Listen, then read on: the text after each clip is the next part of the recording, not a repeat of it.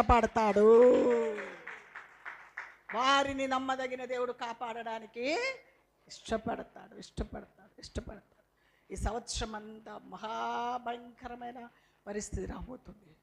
అందులో నుంచి మనం కాపాడబడాలంటే పరిశుద్ధత చాలా ప్రాముఖ్యత. పాపమును విడిచి పారిపోయే అనుభవంలోకి మనం మార్చబడును గాక. పాప చూపులో నుంచి విడుదల కలుగును గాక. పాప నడవడికలో నుంచి విడుదల కలుగును గాక.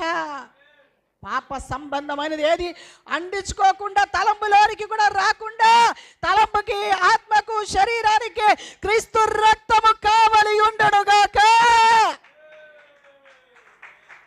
వారిని దేవుడు కాపాడును గాక. దేవుని బిడ్డలారా, వారి కొరకు నమ్మదగిన దేవుడు దిగి వచ్చి తన కార్యాలు జరిగిస్తాడు. ఐగుప్తులో ఒక అందాల రాణి ఎదురుగుండా నిలబడితే